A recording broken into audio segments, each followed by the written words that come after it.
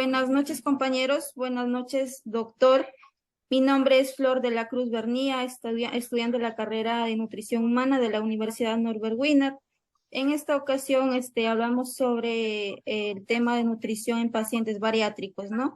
Para ello tenemos como invitado al doctor Albert Medina, cirujano bariátrico, que nos ayudará a resolver estas preguntas planteadas. Para ello le voy a dar pase a mi compañera Oriana Díaz para que pueda continuar con las preguntas. Por favor, Oriana. Ya, sí, buenas noches, doctor, buenas noches, compañeros. Mi nombre es Oriana Díaz y voy a comenzar con la entrevista. La primera pregunta es, ¿cómo es una nutrición bariátrica? Hola, en primer lugar voy a presentarme. Soy el doctor Medina, Albert Medina, soy cirujano especialista en cirugía bariátrica. Hice mi especialidad en la Universidad Nacional Mayor de San Marcos, en el Hospital Nacional 2 de Mayo. Ahora he hecho cursos en el extranjero en cirugía bariátrica y ahora me estoy dedicando a ese rubro. Sobre la pregunta, es la nutrición en los pacientes bariátricos? Mira, el paciente posoperado de cirugía bariátrica, eh, como se ha hecho algunas modificaciones en la estructura del sistema gastrointestinal, entonces la nutrición tiene que ser progresiva, ¿no? Se inicia primero con líquidos, ¿ya? Y poco a poco va a ir aumentando la consistencia de los alimentos. Primero líquidos claros, que son, por ejemplo, infusiones, manzanilla, por ejemplo, té, ¿ya? Luego ya va a jugos un poco, primero colados, luego ya jugos completos, luego se inicia papillas, purés, luego se va agregando, por ejemplo, carnes blandas como pollo, pescado, atún, y a los 3 meses, idealmente, el paciente ya logra consumir alimentos que consume diariamente, ¿no? Esto ayuda a uno a que el paciente utilice la energía que viene de su reserva, de su grasa, para obtener energía y bajar de peso. Y otro ayuda a la cicatrización por ejemplo, si es que es manga gástrica, la cicatrización de la manga, o bien a cicatrizar las anastomosis en caso de los bypass, ¿no? Muchas gracias, doctor. La siguiente pregunta sería, ¿cuántas calorías debe consumir un paciente bariátrico post cirugía? Normalmente nosotros debemos consumir alrededor de 30 kilocalorías por kilogramo de peso, ¿ya? Por ejemplo, si nosotros pesamos 60 kilos, debemos consumir 1800 kilocalorías al día. Eso distribuidos en desayuno, almuerzo y cena, ¿no? Sin embargo, los pacientes, después de la cirugía bariátrica, nosotros tenemos que darle un aporte menor al que requiere el paciente. ¿Por qué? Porque queremos que el paciente esté en una fase de hipocalórica para que él utilice sus reservas, él saque energía de la grasa que tiene almacenada para que pueda ir bajando de peso. Entonces, al principio los pacientes, cuando inician dieta líquida, ¿ya? Están con una cantidad de calorías menor de la tercera o cuarta parte de la que requieren normalmente, ¿ya? Algunos pacientes están con 500 a 600 kilocalorías. Al pasar el tiempo, ya, al llegar al mes, los pacientes llegan a 800 a 1000 kilocalorías al día. Y luego, progresivamente, llegan hasta 1000 a 1200 kilocalorías, llegando al año a consumir las calorías que requieren. Cabe destacar que en estos pacientes bariátricos, ¿ya? La cantidad de calorías no es por el peso que tienen. Por ejemplo, porque imaginemos que hay un paciente de 200 kilos, por 30 sería 6000 kilocalorías que requeriría al día. No es, ¿no? Es mucha caloría. Entonces es por el peso ideal del paciente, ¿ya? Entonces, la cantidad de calorías es progresiva que requiere el paciente, ¿ya? Y eso le va a ayudar a bajar de peso. La sería, ¿qué debe consumir un paciente bariátrico post cirugía? No te escuché bien la pregunta. ¿Qué no debe consumir un paciente bariátrico post cirugía? ¿Qué no debe consumir? Mira, Nosotros lo que queremos a través de la cirugía bariátrica es que el paciente baje de peso, ¿cierto? Que llegue a su peso ideal o lo más cercano a su peso ideal. Entonces, ¿qué es lo que no debe comer el paciente? Uno, por ejemplo, que no coma alimentos que son hipercalóricos, que tengan muchas calorías, ¿ya? Por ejemplo, frituras, ¿ya? Grasas, eh, por ejemplo, productos o alimentos que son procesados, ¿ya? Salchicha, hot dog, ¿ya? Pasteles, ¿ya? Por chocolates, por ejemplo, que por ejemplo uno ingiere chocolates o caramelos, estos se disuelven en la boca y no producen llenura, entonces todas las calorías que ingresa el paciente lo absorbe y no se llena, entonces va a seguir con hambre, pues, ¿no? Entonces va a seguir comiendo y eso va a impedir que el paciente baje de peso, ¿no? También, ¿qué no debe consumir? Dependiendo del tiempo posterior a la cirugía, no debe comer ciertos alimentos. Por ejemplo, si está en los primeros días posterior a la cirugía, no debe consumir sólidos, porque esos sólidos podrían producir que se acumulen secreciones, líquidos, que obstruya la manga en caso de mango, por ejemplo, y que eso favorezca a que se abra la manga, ¿no? Entonces, según el tiempo posterior a la cirugía, también debe evitar ciertos alimentos. Ya a partir del tercer mes después de la cirugía ya puede comer de todo, ¿no? Imagino alimentos cítricos, pues, ¿no? Cítricos, bebidas alcohólicas. Claro, tiene que evitar también los cítricos, por ejemplo, porque supongamos que le hemos hecho manga al paciente, entonces hay una herida ahí, entonces si tú le das cítricos, por ejemplo, va a irritar más el estómago. Ya, si tú le das alcohol, estimula la secreción de ácido y le va a producir más gastritis.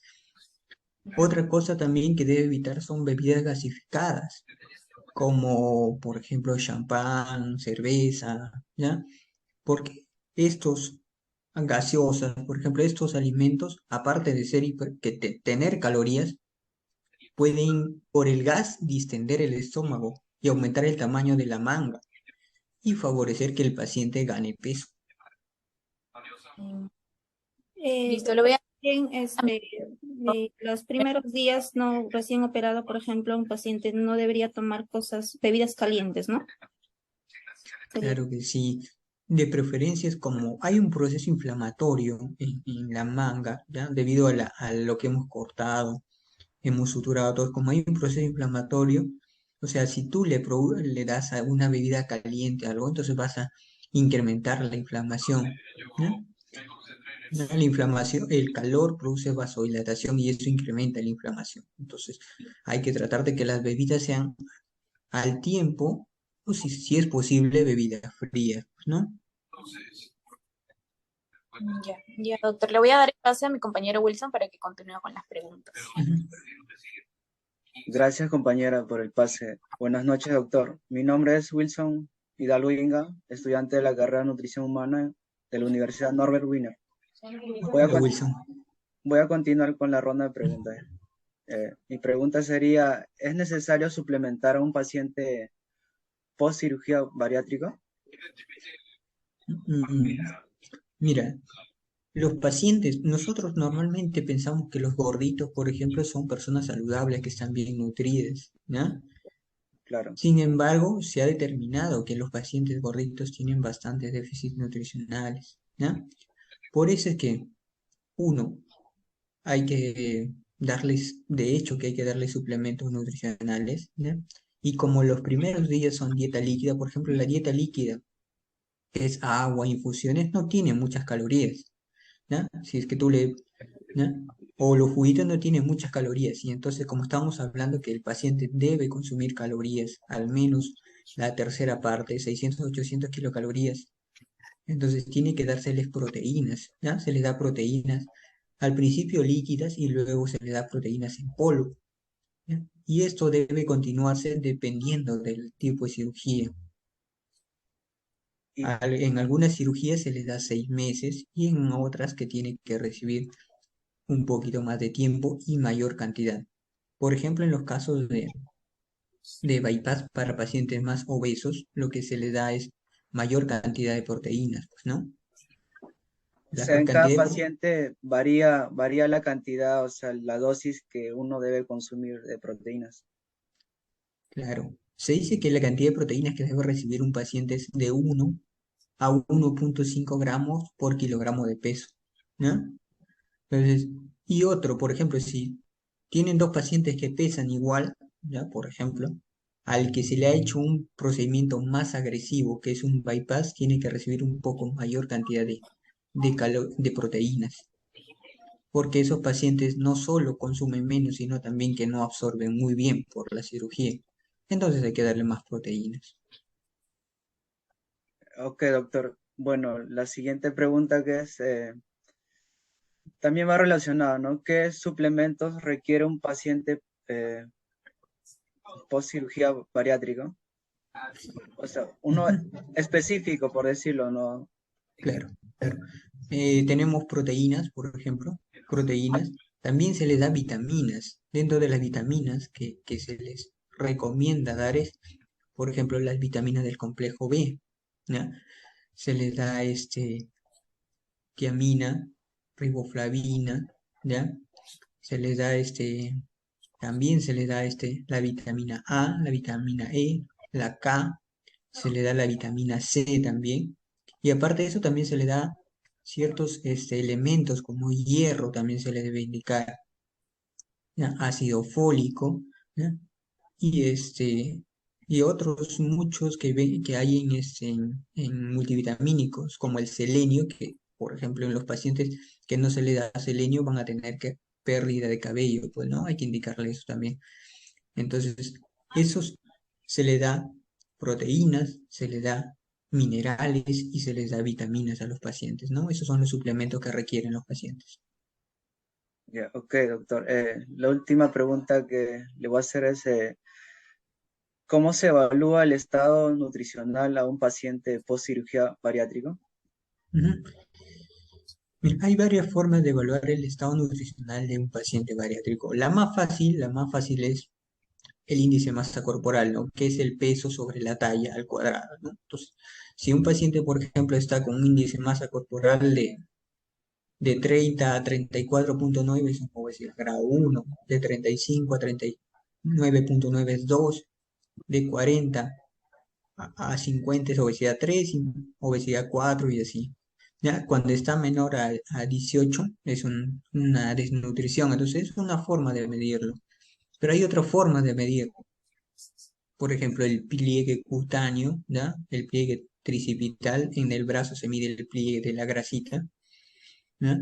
Además, también puedes utilizar exámenes de sangre, por ejemplo, la albúmina. La cantidad de albúmina a veces mide también el estado nutricional. Un paciente que tiene menos de 3,5 de gramos de albúmina está desnutrido leve, ¿no? También tenemos la prealbúmina, ¿ya? Y hay otros muchos exámenes de laboratorio, por ejemplo, el examen, la cantidad de linfocitos. Cuando un paciente tiene dentro de su hemograma linfocitos menor a 800 está con desnutrición leve, ¿ya? También tenemos exámenes de imágenes, por ejemplo, con una tomografía podemos ver el tamaño de la grasa. Un paciente que tiene mucha grasa va a tener obesidad, pues no. Si tiene poco panículo, poco tamaño de grasa, entonces es desnutrición. Entonces hay ciertos porcentajes, ciertos rangos que el tamaño de grasa te va a indicar el estado nutricional. Y hay otros, y hay unos que son más específicos que te mide el porcentaje de grasa y el porcentaje de músculo, ¿no? Dentro de estos vamos a tener la bioimpedancia eléctrica, que es la más exacta, ¿no? Pero es un poquito más difícil de hacerla, ¿no? Ya, gracias, doctor. Doy paso a mi compañera Flor, pues, va a hacer las siguientes preguntas. Bien, gracias por el pase. Continuando con la pregunta, pues, doctor, como ya hemos escuchado, ya nos comentó también la pregunta anterior, hemos escuchado que los pacientes gorditos en realidad no son muy sanos, ¿no? Como realmente la gente cree. ¿Es cierto que que estos pacientes tienen déficits nutricionales? Sí, mira, tradicionalmente nosotros teníamos entendido que los pacientes gorditos es una persona saludable. Tú ves en el colegio, todo eso, o en la vida, nosotros nos decían, el gordito está bien gordo, todo lo apapachaban, lo querían al gordito porque supuestamente era el más saludable, ¿no? Sin embargo, no es tan cierto eso.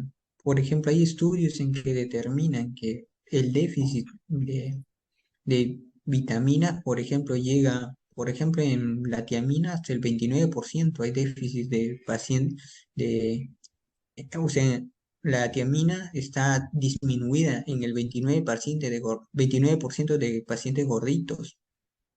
El ácido fólico llega hasta el 50%, significa que de cada dos pacientes, un paciente gordito tiene ácido fólico disminuido, ¿ya? Y así, por ejemplo, el hierro, la deficiencia de hierro en los pacientes gorditos es casi el 45%. Entonces, es necesario hacerle un tamizaje a los pacientes gorditos, ¿no? ¿De qué se tiene que hacer el tamizaje? Se hace tamizaje de vitaminas, por ejemplo, tiamina, vitamina, la cianocobalina, cianocobalamina, que es la vitamina B12, el ácido fólico, hierro, zinc, vitaminas A y K, todas estas vitaminas están disminuidas en cierto porcentaje, en unas más que otras, ¿no? Pero se debe hacer un tamizaje antes de operarlos a los pacientes. Muchas gracias, doctor. Eh, Doctor, como ya estábamos, también ya nos comentó en las preguntas anteriores que la evaluación nutricional en estos pacientes es muy importante, ¿no? También es importante la evaluación de las vitaminas. Claro que sí. Mira, esta es una parte importante que no muchos cirujanos bariatras lo hacen, ¿ya? Y es el, la cuantificación o la medición de las vitaminas posterior a la cirugía bariátrica, ¿no? Entonces, lo que pasa es que nosotros los operamos, le damos proteínas, le damos vitaminas, pero algunos pacientes no siguen el tratamiento. Y si es que no les he hecho tamizaje, entonces le está dando una cantidad menor a la que requiere, ¿ya? Entonces, por ejemplo, hay sociedades que indican que tienes que hacerle controles o seguimiento de vitaminas cada 3 meses. Así, por ejemplo, le tienes que hacer, ¿ya? De tiamina, ¿ya? Tiamina cada 6 meses más o menos, pero de vitamina B12 cada tres, ácido fólico cada 3 meses, el hierro también cada 3 meses, ¿ya?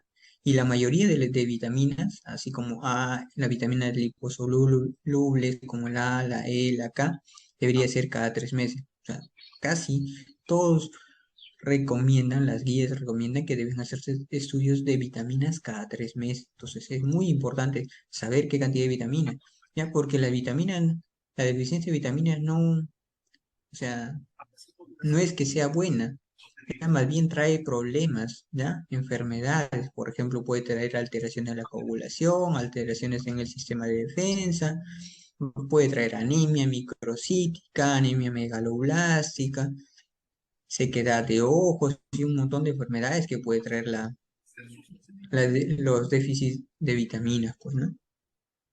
Ah, doctor. Eh, Doctor, los pacientes que son posoperados ya de esta cirugía, ¿cuál es el tiempo adecuado que tiene para poder perder peso? ¿Hasta qué tiempo? Mm. Los pacientes la finalidad de la cirugía bariátrica es perder peso, ¿cierto?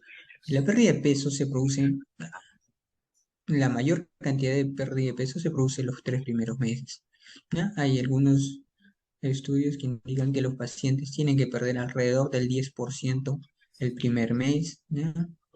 El segundo mes un 5% del peso total y el tercer mes otro 5%. Ahí son 20%. Eso indica, por ejemplo, si un paciente tiene 130 kilos, tiene que perder al menos 26 kilos los 3 primeros meses. De ahí la pérdida de peso es progresiva, va disminuyendo poco a poco, hasta el año o hasta el año y medio, ¿no?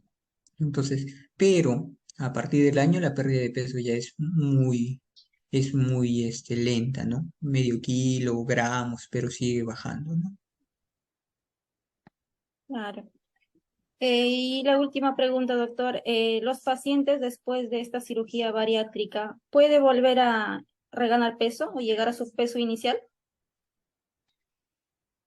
Sí, como comenté hace rato, los pacientes, por ejemplo, que comen alimentos que aumentan el volumen de la manga gástrica, por ejemplo, que toman o que consumen bebidas gasificadas, van a distender el estómago y va a comer más el paciente, ¿ya? Entonces hay más posibilidad de reganar peso. Lo otro es, por ejemplo, pacientes que consumen alimentos hipercalóricos, ¿ya? Y que no te dan llenura como chocolates, gaseosas, ¿ya? Pasteles, no sé, tortas, no sé, bebidas hipercalóricas como procesadas como hot dogs, salchichas, papas light, fritas, todas esas, te producen poca sensación de llenura. Entonces los pacientes van a comer, no se van a llenar, van a seguir con hambre, los pacientes picadores, por ejemplo, que están comiendo poco, dicen yo no como bastante, yo como poco, pero todo el día están pique, pique, pique, comiendo poquito a poquito. Entonces ellos tienen más riesgo a ganar peso. Pueden llegar hasta su peso que han tenido, el peso inicial, o inclusive pueden subir más del peso inicial. Entonces, por eso es que la cirugía bariátrica no es el tratamiento para la obesidad, ¿no? Se acompaña, una parte es la cirugía bariátrica, pero se acompaña de hábitos de vida saludable, como adecuada nutrición, con buena cantidad de proteínas, vitaminas, sales minerales y actividad física. Es indispensable que hagan actividad física para que puedan quemar las calorías que uno después de cirugía va a tener sus gustos, ¿no? Entonces tiene que hacer actividad física para quemar esas calorías, ¿no? Entonces sí puede ganar peso, puede llegar a su peso inicial, hasta puede subir más allá del peso inicial, ¿no? Claro, doctor. Muchas gracias, doctor, por habernos resuelto estas preguntas y creo que es muy importante, ¿no? En parte nutricional en estos que hoy en día la mayoría de pacientes sufren de la obesidad, ¿no? Que es una enfermedad asociada a varias enfermedades, ¿no? Claro, claro que sí. Y con el paso del tiempo, de los años, se estima que la población mundial va a seguir, en la población mundial se va a seguir incrementando la obesidad, ¿no?